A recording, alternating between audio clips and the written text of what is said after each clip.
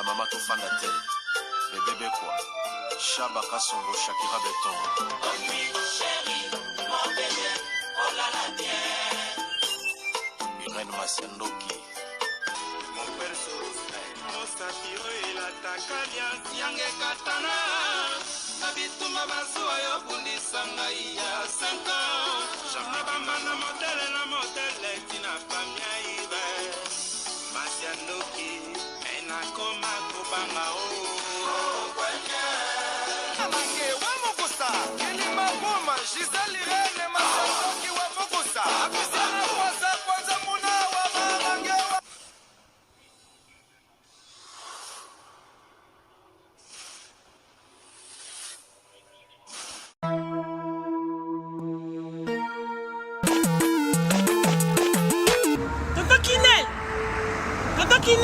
Oh!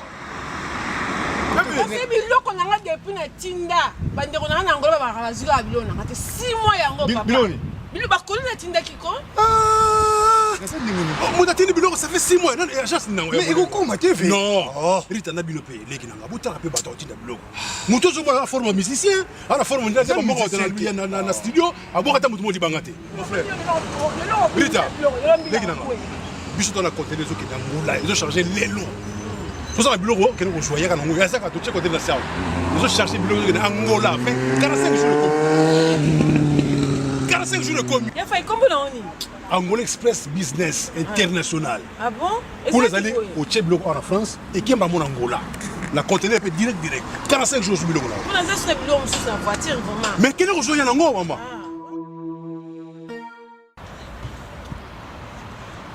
Antonio Miala. Moi on balié wana. D'ailleurs on peut dire Rita yaka. N'Angola ça ouais. Angola normalement c'est dans la palanca. La palanca. Donc bana tu Angola ba yebiso komi kana palanca wana. So komi na Mathieu. Mathieu. Komi normalement na hôpital na sanator. Hôpital sanator. Kalaka. Oui ça bande. Komi na hôpital sanator. Okomi wana pembeni wana tona bara na biso Mathieu zakawana. Bara Mathieu. So komi na bara Mathieu tuna luka Rua Jota. Rua Jota. Donc Jota ko bazo Jota. Donc so tout kana rouage batutu bayebi déjà agence ezaka moko koto na palanka modumba tutu bayebi agence ezaka moko Angola Express International Business bana Suisse bana Belgique bana Italie bana Angleterre numéro wana eza wana Londres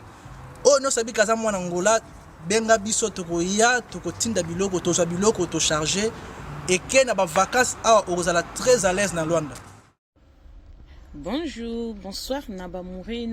Zignon, Sobamisana Kolanda, Irène Masiandoki TV, Identité à Bundes, oh maman abino la cabino, kakaba, histoire vraie pour essa la bino, bavre makasi, Nabanda Kunabino, partout Bozali Nengen Alobaka, Nzamba Lola, Apambo la bino, pour na patience, na fidélité, na confiance, Ndenge Bozelaka, Masolo Irène Masiandoki, essa la vraiment bien makasi, Yango to ebisaka bande konyon, Sobazolanda biso partout, ba oh nanu basabona na sitiote, s'abonner au site ya maman abino ba o déjà bo s'abonner bo partager parce que biso to betaka masolo ya solo to betaka aubergine te to sela ka proverbe 19 et 20 pour sunga yo nanga na suite ya vie la na pesaka merci na bandeko balanda ka biso namba o bazo soutenir biso ndenge to bandaka na sponsor officiel Betty la patronne moi saliki mibali na mbongo ya Dorte Achille kapesa ndenge na lobaka respect na mama 22 moi sur Mibla 22 ndakuna Verchache. Merci na meta la brésilienne na Katia Birmingham vrai chéri balobi botema ya papa na biso Jansi Bolanga bofo na biso tika yoji ya mamoto na défaut balobi vinanga Jansi Bolanga umela bamourir na bamoureuse maman Irène Ayaka boye to pesaka merci na maman Bibi chez Mwanzambi et ou non en direct des 001 BBC Bibi chez Mwanzambi ba bisou ebele merci na bande konyoso balanda kabiso pourquoi pas na mobange na shipping prochaine andel na Katia colonne bamourir na bamourir zolingo tinda carton na Congo Kinshasa topé na Angola bana Bundesco hésité te benga mobange na shipping prochaine andel to pesi merci na maman Cornelia Lunta di la mwana télé si moi sia tata ndenge na zo ebisabino solde eza toujours solde na biso réduction bonne humeur eza toujours et pas ya maman Cornelia Lunta di la benga kuna okosepela osomba mafuta na onde konanga obongisa loposo kobosa na teta ngozo benga e tunai à propos ya boutique ke rebote kolata kitoko bilamba kitoko pe eza kuna na ba perike bamure na bamure zena koti vite fait mama tazi vite ayaka koyoka lisolo bande ko bolanda kabiso na réseaux sociaux boutai kolanda video moko etambolaki mingi na réseaux sociaux papa moko na Belgique abande ko bima violaki disons mwana ya 8 ans.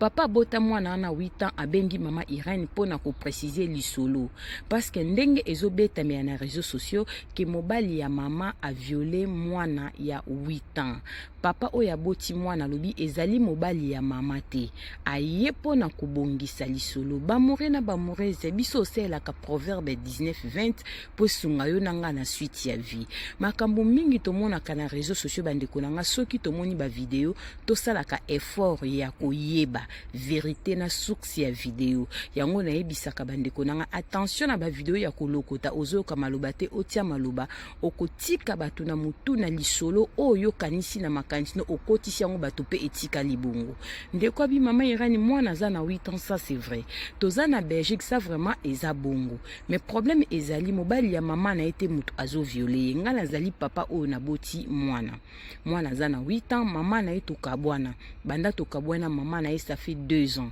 mama ne azali bano bakoli awa na poto asalaka na ye na Belgique azali infirmière awa na Belgique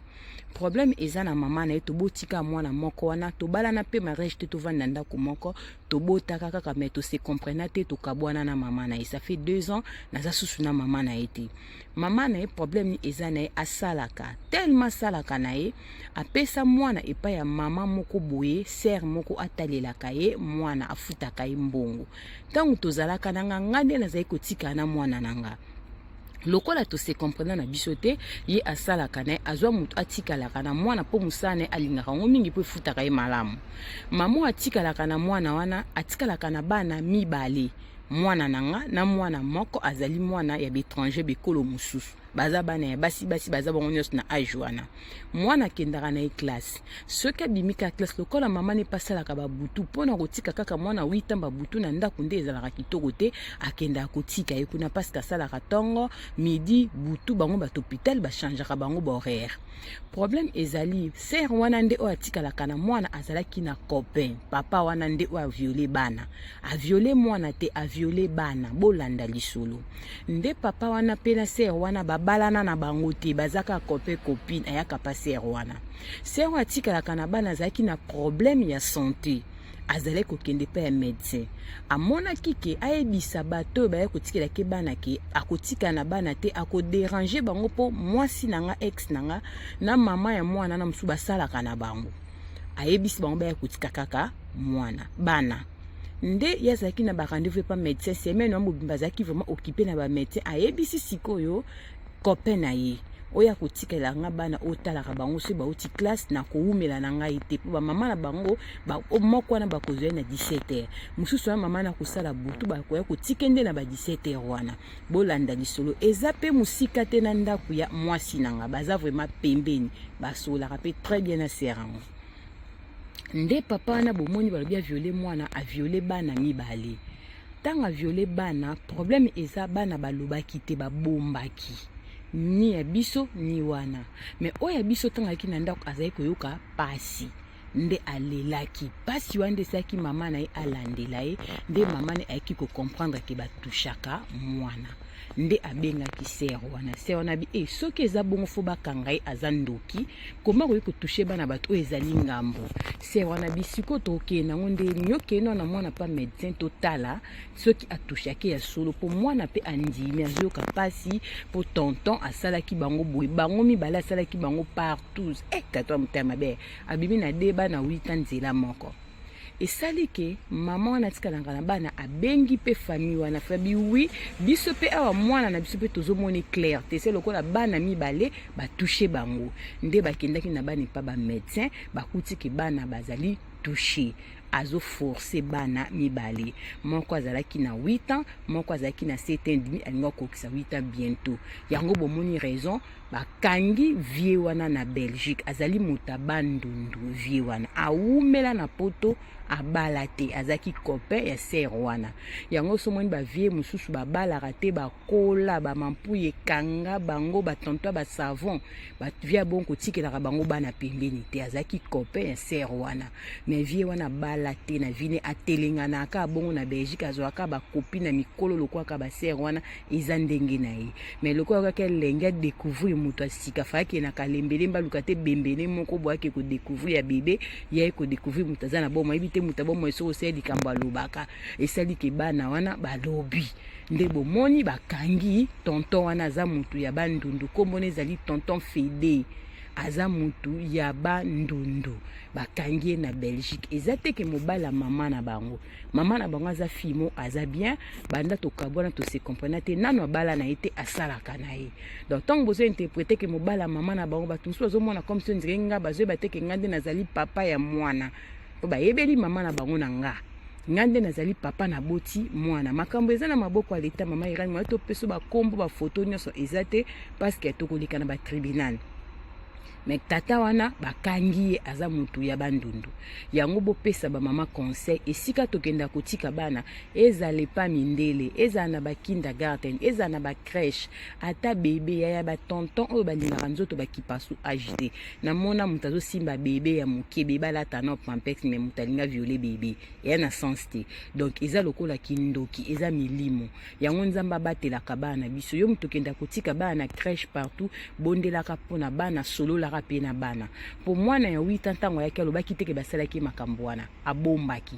abandi soka ninga sala kaka zoka pasi po ndenge explication abiki tonto wana ameki bango ndamu na liboso ameki bango pe na sima azo fifita esike kopesa ka mwa vide tie ekei eksalamaki pete me bakuti ba trace epa ya médecin o ezali poto nde bakangi et puis réaction na sala ngona bana mibale na mbala moko donc tonto yo kaka ki mutobi mana basi mibale mbamo ya bimiko na kokatena banda na bana mike ake kolia mbala kuna kolia mbala kotokisa ya kokalinga ya kotumba aza muto koyokela mawate soki kutu ska batie na prison akutena yanke moko yanke na pa violer ba koma bango na bango kuna po ayo kapasi ya viol ndenge nini ezalaka yango tobeti solo pona koyebisa batuke mobali ya mama te muta violaki mwana ezali mobali ya ser o atikalaka na mwana soki mama ke musala yango esumasi abatelaka bana biso ezalaki juste pona lisolo ya Belgique eza na TikTok eza na ba WhatsApp ba live ezosalama ebele mais ezate ke mobala mama muta violaki ezali mobali ya ser o atikalaka nde na bana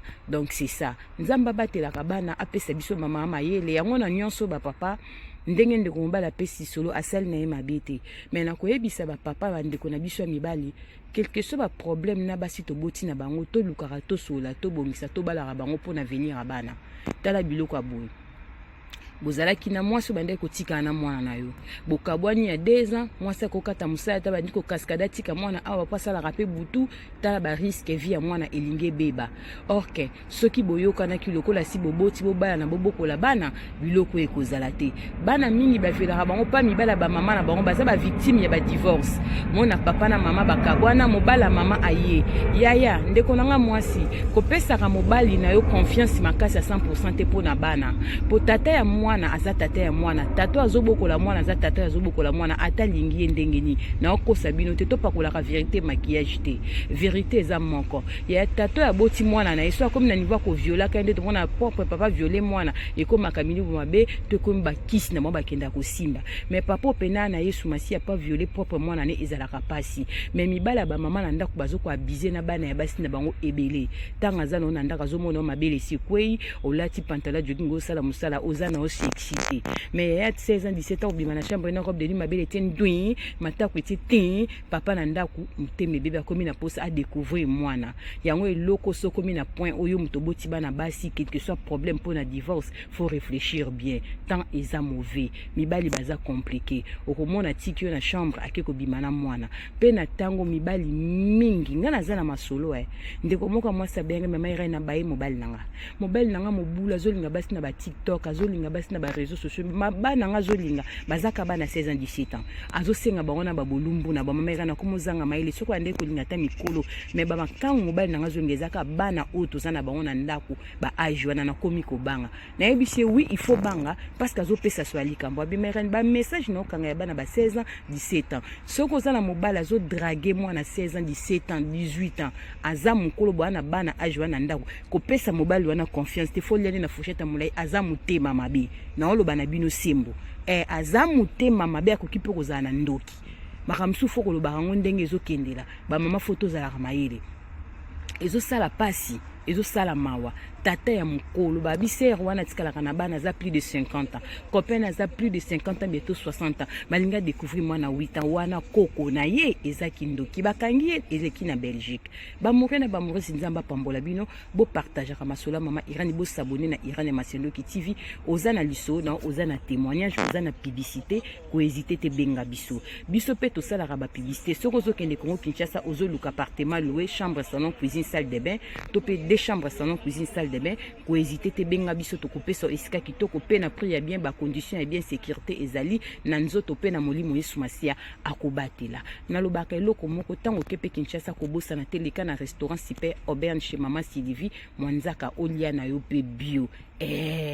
adresse ne logo eza ipana biso ndeka na tsaka logo ya mama Cornelia Luntadi la mwana télé Simon Satata ya mama Sylvie Mwanzaka pe eza wana olingi po ke Kinshasa zo luka bagena kitoko ba papa mabumu po ekonda bozoko okesala ba sport bo benga fist fashion eza na ba single ya bageni ya mibali ozola tango ezo diminuer yo libumu yango mabumu minene batata nini ezaka na katika fois mote vimba kato mai boya bokondisa mabumba mama pe boyika mpiko ba bibino pe bagena kafu eza kuna kaka kuna na fist fashion tozana ba mayaka ya luketu ya kitoko pona ba chérie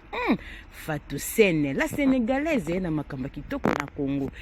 ndeka na zo yebisa bino bokende kuna azape na ba fantaisie adresse na bango yango na logo bakoma fist fashion numéro na bango pe ya téléphone ezali s'abonner liker partager na Irani Masiendoki TV et ça la vraiment bien na yebisa bino pona kata nanga ya lelo ya sika biloko ekoti epa ya Rita Chimoki na kati ya Dortmund mwasi ya papa Moïse akotisi ba robe ya kitoko ya Dolce Gabbana ya ba Flair akotisi ba ensemble ya Kafu akotisi mapapa ya Fendi ba kombo nyonso yo karandeko na olingola ta kitoko bonane benga mama Irani na lombango na peso numéro ya Rita Chimoki okala biloko ya kitoko somba ya osala na ona poto ndeko na mwasi kozela te balatisa ya yoko bambambati milatisa biloko ya kitoko ezepa ya Rita Chimoki mwasi papa Moïse na kati ya Dortmund benga mama Irani oza numéro osala commande tokutani mbala sima soki mwana mutazongi tela na lobi bisous bye bye.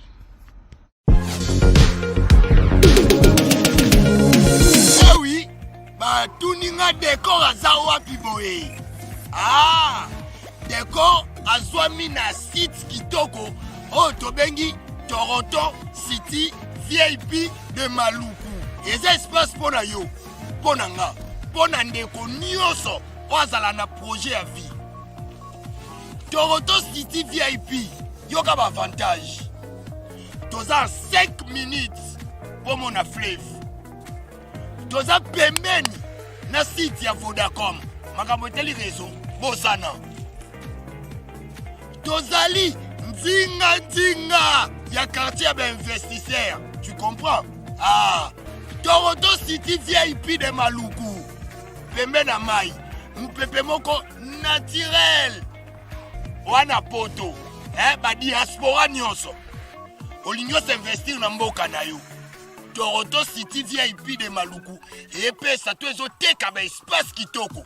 kolongwa place Nazar tiomo na presse to pasola nzela Toronto City VIP de Maluku eko sunga yo ozala na projet osala site touristique to pe otonga villa na yo ah papa benga papa Willy na numéro oyo ta numéro do chelibino benga na moi mbongo mukie osombi espace na yo. Je voulais juste faire l'appel à nos frères de la diaspora de partout où vous êtes pour venir acheter les terrains que nous sommes juste en train de morceler. Vous allez bien voir qu'il y a des bornes, il y a même les travaux qui sont juste en train d'effectuer. Donc le terrain est bel et bien assuré. Vous allez voir, derrière moi, c'est la régie des eaux. De l'autre côté, c'est le société Vodacom. Et devant moi, c'est juste World Vision. Là où Vision Mondiale sont juste en dessous aussi, a un projet de construire les maisons pour ces travailleurs. Donc voilà, nous sommes ici à Maluku. C'est déjà un endroit habitable. Et les quartiers, comme vous allez voir de l'autre côté, c'est déjà habitable. Il y a déjà les gens. Et c'est non loin parmi les autres cités que vous connaissez déjà. Merci Papa Willy. Tokobenga yo, poto somba, totonga nekolo. Na Toronto City, VIP de Maluku.